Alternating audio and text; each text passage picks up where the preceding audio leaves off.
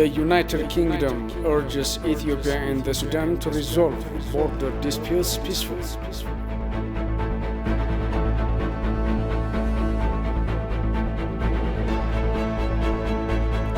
The COVID-19 death rate worst in Europe with fears of wars to come.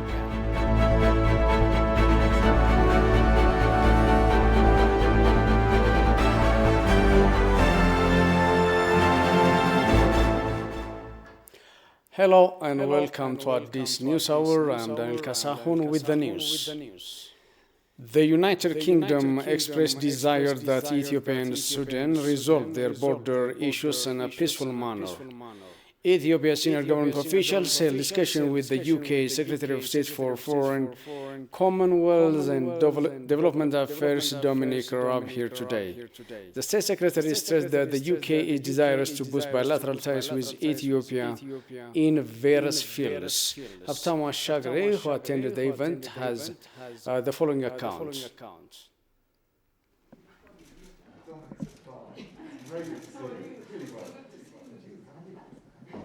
Ethiopian President Salok Zewde held consultative discussions with the UK Secretary of State for Foreign, Commonwealth and Development Affairs Dominic Raab, aiming to solidify bilateral ties of the two countries. Briefing journalists, the UK Secretary of State for Foreign, Commonwealth and Development Affairs Dominic Raab said the UK government is ready to cement investment and economic cooperation with Ethiopia. I wanted to come here because there are opportunities for investment and for economic prosperity for the Ethiopian people, also for British businesses. That's a win-win. There's a whole range of other things. I'm here at this school which we help support through our aid program because we prize education of Ethiopians, in particular girls' education, so highly. And there are all sorts of other global challenges where we want to work with our Ethiopian friends on climate change, on coronavirus, and in particular making sure that countries like Ethiopia can get access, equitable access to the vaccines that now are rolling forward. So I think it was high time to come here and speak to various different members of the government and to come and see what our investments are achieving here in a school like this. He added that the UK government calls upon Ethiopia and Sudan to resolve their boundary disputes in a peaceful manner. Sudan and Ethiopia are both good friends of the United Kingdom. We know the challenges and the sensitivities, but we encourage all our friends to de-escalate any of those tensions and settle their challenges and the bones of contention, the issues in a peaceful and politically common sense way, and I'm confident that they will achieve that. He stresses the UK government is always committed to work along with Ethiopia to modernize the education as well as health sectors. The State Secretary reaffirmed that the UK has recognized the remarkable climate change activities made by Ethiopia's government. According to the State Secretary, the UK government is desirous to cement bilateral ties with Ethiopia in various fields. Dominic has paid a visit in Yeka Misrak Chora Kindergarten and Primary School in Addis Ababa. Meanwhile, Minister of Foreign Affairs of Ethiopia and Deputy Prime Minister Demeke Mekonnen has also discussed with the State Secretary the effective law enforcement operation and rehabilitation activities in the state of Tigray. Attending the discussion, Ministry of Foreign Affairs of Ethiopia spokesperson Dina Mufti said the minister has briefed other concerns to his counterpart. Both officials have cited that the relationship between the two countries is deep and historic. Both countries have been cooperating in various areas. And the Prime Minister, Deputy Prime Minister particularly, has briefed the guest on the successful operations for maintaining law and order in the northern part of Ethiopia, and the current performance at rehabilitations and restorations in the region, especially in Tigray, especially the humanitarian relief. He briefed the guest on the coordinations between the relief agencies and the government of Ethiopia on the delivery of the relief supplies to the affected regions. And he extensively briefed him also on the rehabilitations which are going on extensively in Tigray, and on the formations of the transitional government also, which is evolving and in fact expanding its structures to the different parts of the region. He briefed the guest also on the tensions on the Ethio-Sudanese border. He briefed him on the essence, the genesis of the tension, the fact that Ethiopia is committed toward the peaceful resolutions of these differences. According to the spokesperson, Demeke has briefed the State Secretary about the existing Ethiopia's position about the tripartite negotiation on good. Ethiopia is committed to this negotiation which is being conducted under the auspices of the African Union. And Ethiopia is always out to see fruitful conclusions of these trilateral discussions. Though others are coming out and coming in so that we could not successfully accomplish the trilateral discussion so far. The State Secretary is recognizing the effective and remarkable green development strategies of Ethiopia to alleviate the negative impact of climate change. The National Electoral Board of Ethiopia announced that some 25 contesting political parties have chosen their electoral symbols ahead of the upcoming national election slated for early June this year. Choosing political party symbol began on Thursday. The board made it clear that contending parties that have not yet chosen their symbols out of those made available by the board can bring their own signs to the board. While some did this, others have requested the board to provide them with symbols. Choosing electoral symbol began on Thursday, and some 25 political parties have already chosen their symbol, while others requested the board to choose symbols for them. The number of political parties who fulfilled to register their candidates and to choose electoral symbols are 53. Thus, half of the registered political parties chose their own electoral symbols. I hope they have enough time to choose the symbol.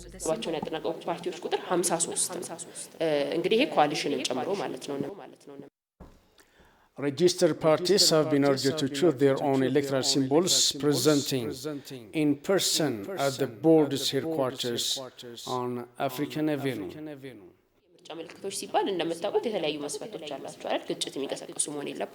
Electoral symbol has its own criteria. Therefore, contesting political parties should refrain from choosing symbols that may trigger conflicts. Symbols should not be linked with religions, flags, or anything with derogatory connotation. The party symbols will be examined and seen by professionals. Then the board checks it finally to decide whether the symbol meets the criteria. If the symbol has design, size, and pixel problem, it will be corrected easily by the board. I urge political parties to choose their symbol within the deadline. ቴክኒካል ችግሮች ግን ካሉበት ለምሳሌ የዲዛይን የፒክሰል ምናምን ችግሮች ካሉበት ግን እኛም ማስተካከል እንችላለን።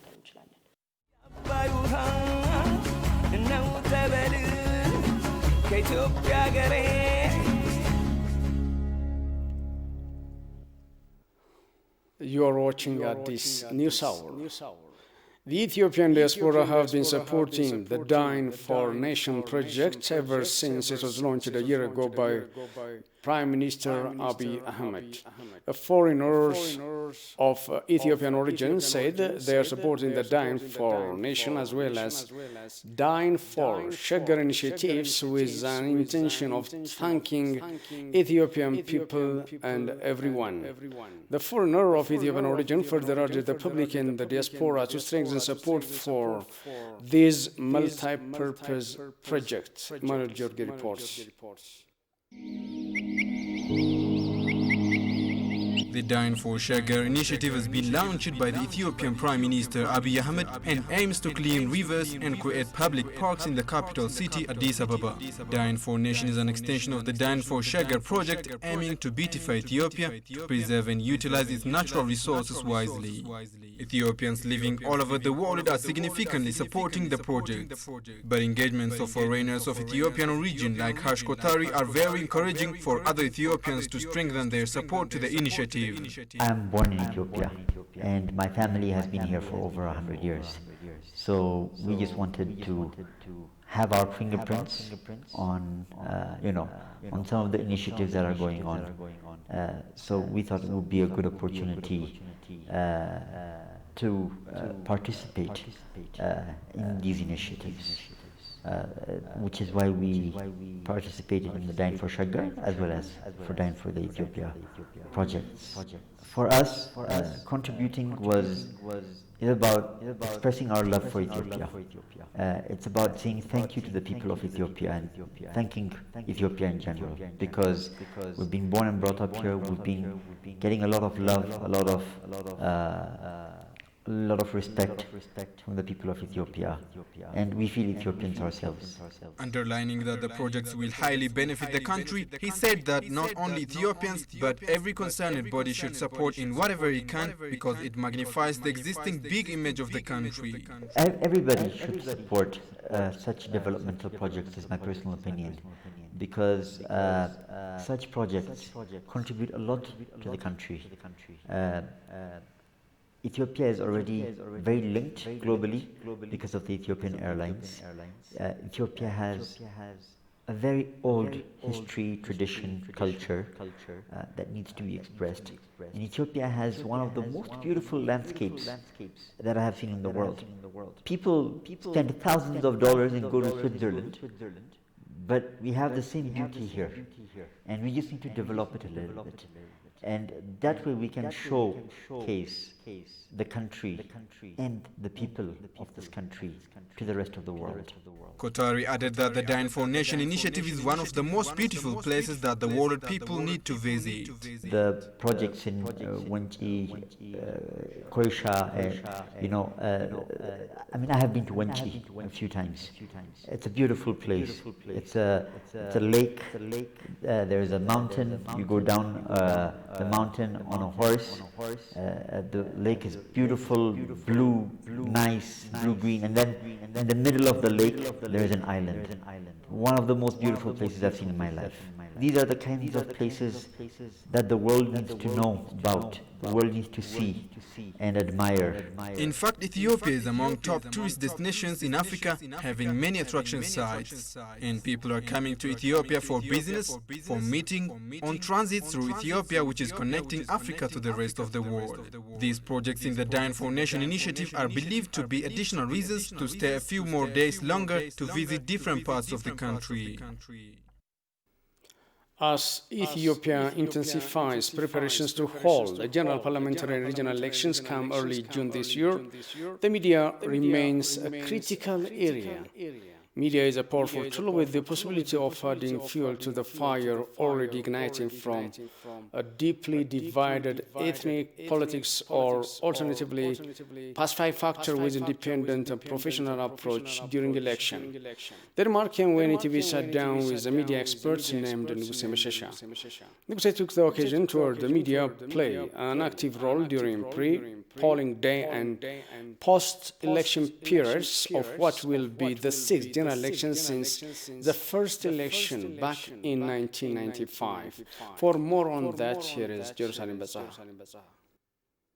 Media is essential to democracy. Both civilized and transitional and a democratic election is impossible without media, according to some scholars. Thomas Jefferson wrote on the importance of a free press to keep government in check. In a message delivered to Edward Carrington, whom Jefferson sent as a delegate to the Continental Congress from 1786 to 1788, Jefferson argued that if he had to choose between a government without newspapers or newspapers without a government, he said he should not hesitate a moment to prefer the latter. Nuguse's reflection on this very idea shed light on the matter. Argue in a way that the media plays its paramount role in that. Media is believed to be the oxygen for democracy.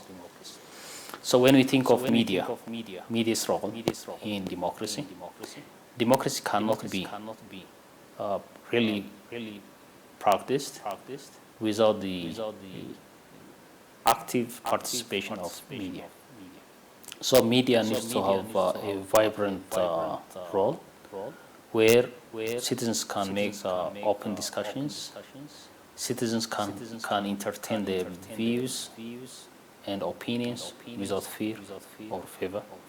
A free and fair election is not only about the freedom to vote and the knowledge of how to cast a vote, but also about a participatory process where voters engage in public debate, he pointed out. The process, he added, helps voters have adequate information about parties, policies, candidates, and the election process itself in order to make informed choices. That explains why the media must be at the forefront in informing and making citizens active during the polls. Democratic governments are known for giving the citizens the right to vote, the right to elect their electorates, and that cannot be done without the informed citizenry. So citizens would be informed mainly through mass communication channels. We do usually have a pre-election stage in democratic elections. We do have while election and the post-election periods.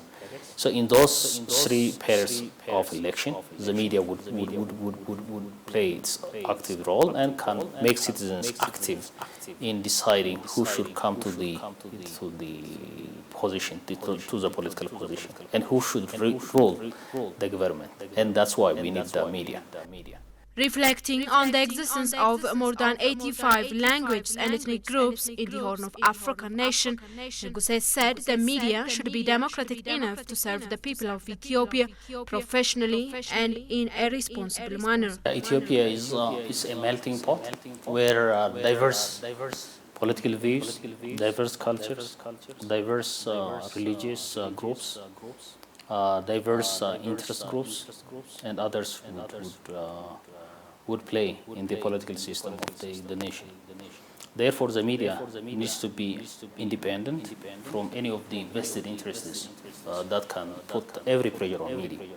So media independence is a key aspect of how we practice professional journalism. Professional journalism would be one of the vibrant force for democratic practices or democratic exercise. Therefore, every media, either print, electronic, or the social media that we come to use in the 21st century with the coming of the information communication technology. Of course, we have misutilized it, but still it has got the social media has got its own use in the political arena, in the political sphere. Therefore, all media, especially in Ethiopian election, which has been hoped to be democratic, which has been hoped to be the time in which Ethiopia would see a better light in its political history, where people who got real election votes would come and serve the people or rule the government. Gisha urged the government, political parties, academicians, media houses, and the citizens to use the occasion for speeding up the nation's progress towards a true and transparent government. The Ethiopian ambassador to Russia, Armayo Tegeno, discussed various issues with chairperson of the International Affairs Committee of the Russian Federation Council, Konstantin Koschev. During the meeting, Ambassador Armayo Tegeno briefed the Russian official on the current situation in the northern Ethiopia and mentioned that the situation in the Tigray region has significantly been improving over the last couple of weeks. He emphasized that peace and security has been maintained in the region and damaged infrastructures are being restored and major social and public services have been resumed and needed humanitarian assistance is being delivered in the region. Konstantin Kosachev, in his part, said that he will understand the situation in Ethiopia. He will understand the situation in Ethiopia, expressing interest of Russia to further strengthen the cooperation with Ethiopia in the political, trade, and economic spheres.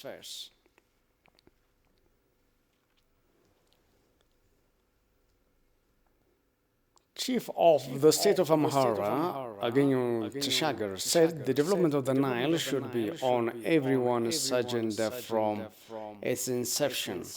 The annual Abuna Zarabruk and Falaga Gion festivals were celebrated in the district of Sakala, Gisha West Gojem Zone. Jerusalem has more.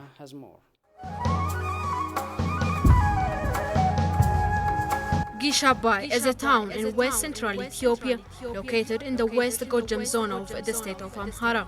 Gisha is best known as the source of the Abai or Blue Nile, also known as Felegagion in Ge'ez, the liturgical language of Ethiopia. Felegagion consists of 3 small springs found within a diameter of about 20 meters. These waters are believed to have a healing power and considered holy by the Ethiopian Church. About 100 meters north of the source of Abai is the church of Gisha Felegagion Abuna Zarabruk Monastery, which has been one of the most respected centers for church education over the past centuries.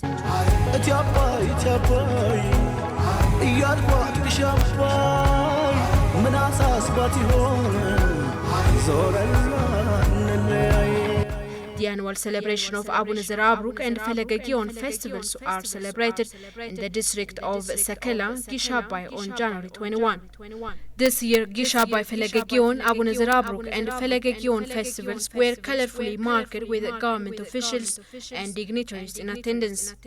Archbishop Abuna Zacharias from West Gojem stated that Gisha Felegagion, Abuna Zarabruk holy water should be promoted globally.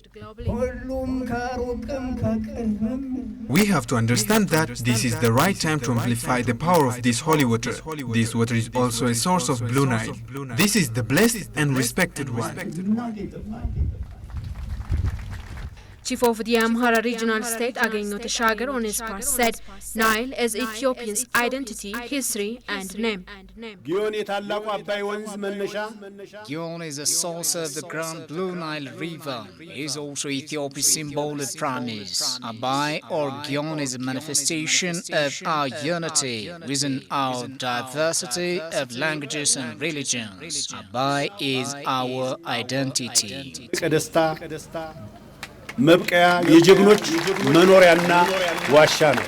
Agenyo added that the government will work aggressively to be the day is celebrated as the National Day of Ethiopia. This celebration gives additional meaning in keeping the existences of the Abai River. To maximize our benefits from the Blue Nile, the government officials, politicians, academicians, research institutions, historians, environmentalists, artists and celebrities should take their part and playing their role in developing the Nile and maximize the benefits of the people from the river as it expected. The annual celebration of Abuna Zarabruk and Felegagion festivals are celebrated with various assortments. The straight run has also had with the presence of the legendary athlete and Ethiopian Athletics Federation President Derartu Tudlu and other Ethiopian athletes.